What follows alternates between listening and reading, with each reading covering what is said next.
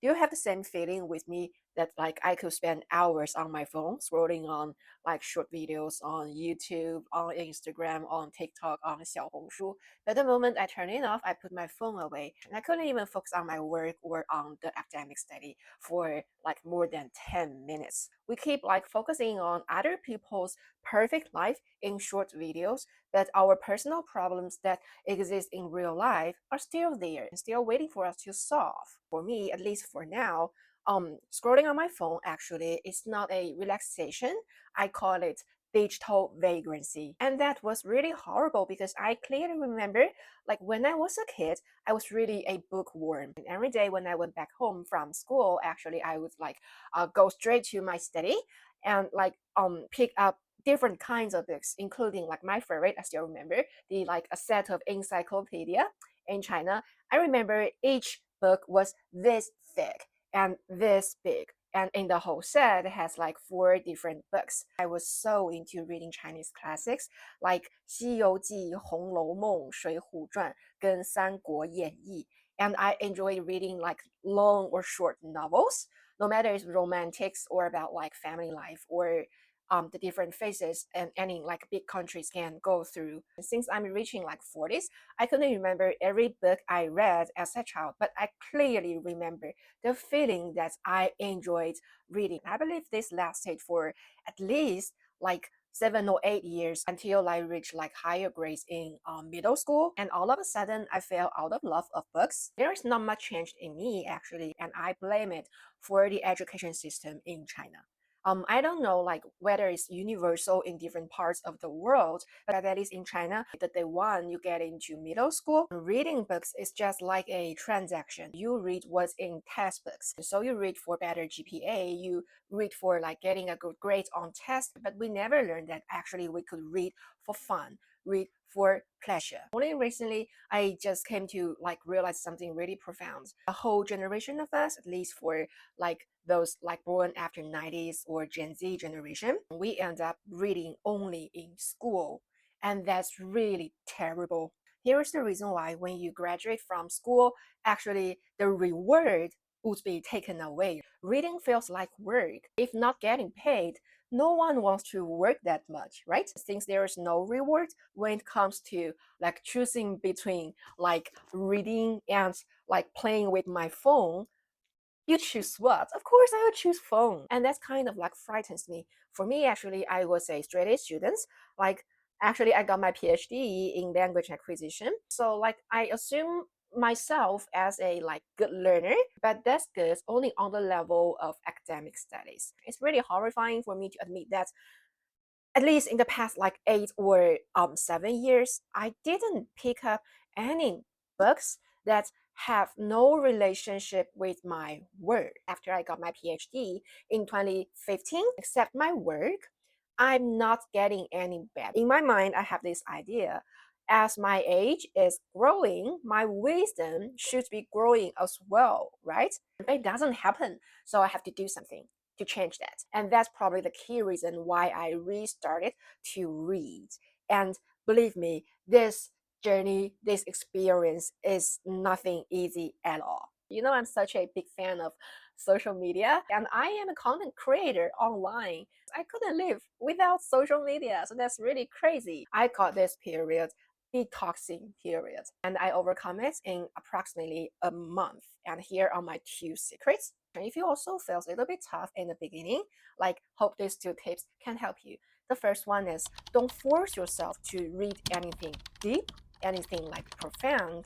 Choose anything that interests you and make it fun and make it practical to you so that you can gain a little bit, like I say, instant gratification from reading books, just like what you can get from like scrolling on these short videos. For me, what interests me is like ancient Chinese literature. So naturally, that's my first step. What's really exciting for me is that when I reread this ancient Chinese literature like 唐诗、宋词以及西游记, these texts are no longer just literature. They become like my cognitive plugins. I came to realize that these books are the survival algorithms like left behind by the wisest soul in the history. For example, there is one line in a poem written by Su Shi.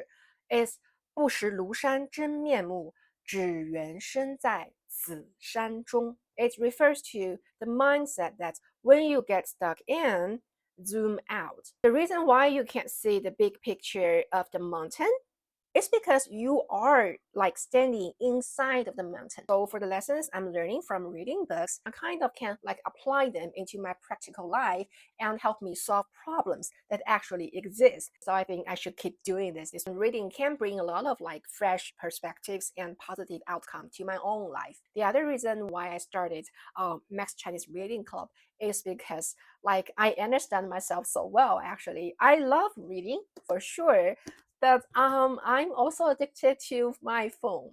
So sometimes it's kind of like to choose just one, right? So the funding of our reading club acts as a external force that kind of like forces me to read more, right? Because only when I read more, only when I do reflection more, I could like handpick the best for my members in my reading club. And I have to admit that I gained a lot from it. Besides having the benefits of reading, I also like have a lot of members in the club. Everyone appears in the like online chatting room, and like we talk about our feelings on the passage we read every week.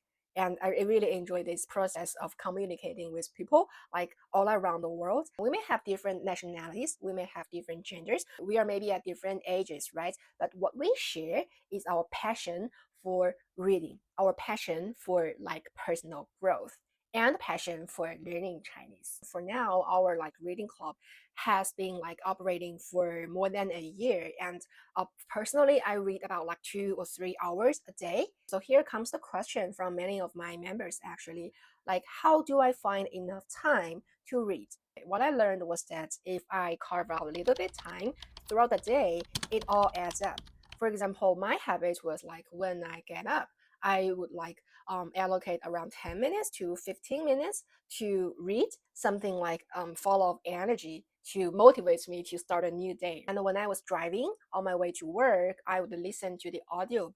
And before I go to bed every day, I would spend around like 30 minutes to like 1 hour on the book that I really need to like have some deep thinking about. Recently, I was so into reading like 唐诗和道德经. You know, for most people nowadays, it's kind of like a mission impossible for us to go to the library and sit in the library for a whole day and like keep reading the books like for 5 or 6 hours without a stop. That's mission impossible. So don't do that. If you find it a bit daunting on starting to read the whole books, which is so thick, actually, you can start it with like reading a little bit bite-sized test every day. Just start with something that is doable and something that can give you some like instant gratification in the very beginning. And trust me, at some point, reading will just become a habit, and that's when you would have enough courage, enough strength to push yourself to pick books that far outside your comfort zone, but not in the beginning. I remember after like 3 months, approximately 12 weeks, I feel like I'm a totally different person. That's the power of reading, because I gain different perspectives on in the world. Maybe in the past I could only use one perspective. That's my perspective. But after reading, after learning from the sages, I gained multiple perspectives. I can pick different perspectives to deal with different stuff, right? That's kind of like superpower, and the superpower comes from reading. Till now, I have been rereading, and I have been like operating my reading club for like 14 months. You know, like things changed a lot in the past 14 months. And what would happen in the next 14 months? And in the next 14 months, right? That's really exciting to me because I can clearly see my personal growth there. And this growth doesn't take much time and doesn't take much energy. And the reason being is really simple. You know, it takes at least like several years or 10 years or even like 20 years to write a book, right? For the books I'm reading, the writer wrote the book 1,000 years ago or 2,000 years ago in Tang Dynasty or Han Dynasty, in Song Dynasty. And the lessons, the wisdom in those books just withstand the test of like more than thousands of years. And you can just absorb them all by yourself. Whereas for YouTube videos or short videos on TikTok, it takes at most like several days, or like I guess most frequently like one day. Sometimes it's the spur of the moment thing to make the videos, right? Because I make videos on different platforms. So I'm not saying watching those videos is not good. I'm just saying the time people spend on creating those content and whether this content can withstand the test of the history of the time, there are difference. Watching videos is good, it's fun, but trust me, reading books is on a different level. In the beginning, the feeling of like forcing yourself to read sucks. It takes some time for you to get used to that, but trust me, stick with it. You just push yourself through and make yourself read until you feel I'm taking cool lessons from it. It's really rewarding and it starts to be fun. Just make sure you take some time away from social media and spend some time on reading. It's going to be tremendously beneficial to you. So if I told you how reading books changes me, I should probably share with you guys the books I'm reading, right? And it is the reading list of the books I've read so far in the past, let's say 14 months. And for all the reading materials I offer to my members in Max Reading Club, they come from my reading list. And I cleared like 90% of the noise in this reading test, and I extracted all the essence for you guys. So it saves your time. And to sum up, what you read actually decides the kind of person you want to be. If you're ready to stop the digital vagrancy and start your own rerouting, I'm inviting you to join our founding member cohort. Let's rediscover the loss of joy of reading and turn it into your most powerful weapon. Email me with the code MAX to get your own cognitive roadmap. Let's find the version of you that's been waiting under all that noise.